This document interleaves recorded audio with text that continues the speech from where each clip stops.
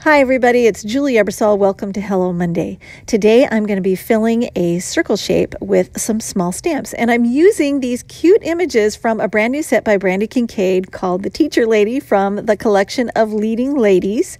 And these are exclusive to ellenhutson.com, and it's really fun to work with a teacher because I am a former public school teacher. And the first thing I'm going to do is take a piece of scratch paper. It's 4 1/4 by 5.5 inches, and I've got a circle die from the Hero Arts Infinity Circle die set, and I didn't stop to see what size it was. I just knew that it would encompass all those images. And then I'm going to take this traced circle and line it up on the outside lid of my MISTI. My card front is going to go right under where this scratch paper is, and I'm placing it down with a little bit of washi tape so I can remove it quickly later. And it's going to sit right there in that spot, and I can see it through the lid while I'm mounting my stamps.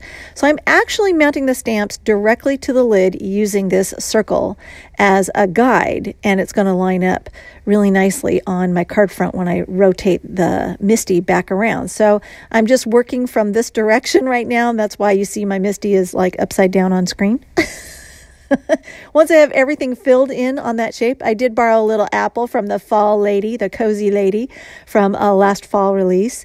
And I've got a complete circle filled in there. And there you can see I'm going to go ahead and remove my template. I don't need that anymore. And this was a great way to mount those images because normally when I try to do it right onto my card and I'm working with brand new stamps, they're so clingy that they stick to my fingers and I can't get them to stay where I want them to. So this was the only way I could figure out how to do this right away with my brand new sticky clear stamps.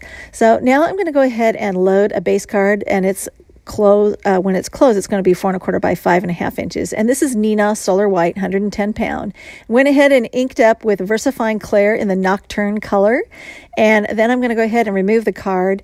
And there are several ways you can do this, but I'm just going to grab the same die I used and trace a circle with a pencil around the interior. Alternatively, you could take the quarter sheet of scratch paper that you trace the circle and go ahead and die cut it out and place that over the top of the card front and use that as a template. But this is just going to be a guide for me, and I'm tracing very lightly with pencil because I don't want to have to work too hard to erase the pencil lines later on. So I'm going to go ahead and color my images first using some Prismacolor Premier colored pencils. I love these things. They lay down color like butter. And I like to start with a lighter hand first. And I did speed up the camera. Of course, I don't color this fast in real life. But you'd want to stick a fork in your eye if you watched me do this in real time. So I sped it up. So I'm laying down my lightest colors lightly first, and then I'm going to come in and deepen the shade using the same colored pencil. I'll just use firmer pressure. And then if I need to, I'll come in with an even darker colored pencil and add more shading where I'm intensifying the color there. And this will just give me a lot of really nice depth and dimension so that things don't look flat on my card front. So once I'm done with that, I'm going to grab a fine tip marker. Now I started with a 0.03, but this was actually finer than I wanted. And as I was going through, what I'm doing right now is making little tiny dots on that pencil line that I sketched. And it wasn't heavy enough or thick enough, so I would switch to a 0.08. So all you have to do is find the fine tip that works for you. And there's a range of sizes. I usually start with a 0.03 and sometimes move up to a 0.05 or a 0.08 tip to get the dots here. So this is working well for me. I'm just going to keep going, and I'm filling in where I first started out with the 0.03. And once I have the perimeter all filled, I'm going to start filling in between the shapes. And this is going to make it look like the stamp actually came this way. It's funny because people will look at that and go, where did you get this stamp? And I'm like, well, it's a whole bunch of little stamps. And then the background is filled in by hand. And it's kind of therapeutic to do this. I just sit down in front of a television show and just dot, dot, dot, dot, dot until I've got it filled in as much as I like. And you can be as sparse or as heavy as you like. For this particular one, I wanted to do it just a little bit heavier.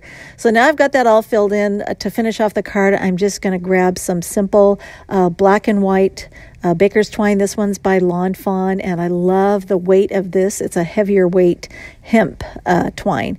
And I'm going to use my cross-lock tweezers. These are by EK Success, and I love that they will clamp the center of my twine there. It's kind of like having somebody put their pinky finger down there while I'm tying this bow. It keeps it nice and snug for me, so I get a nice tight bow, and then pop those off and finish clipping off the ends and making my adjustments. I always have to futz around.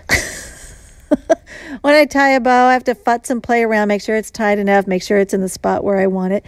But this is a really fun way to use small stamps. So check out The New Leading Ladies by Brandy Kincaid over at ellenhutson.com. We have all the supplies listed below in the video description as well as on the blog. Thanks for watching. And if you enjoyed today's video, please give us a thumbs up. You can also see more of our papercraft videos by clicking on the photos below and by subscribing to our channel. Have a great Monday.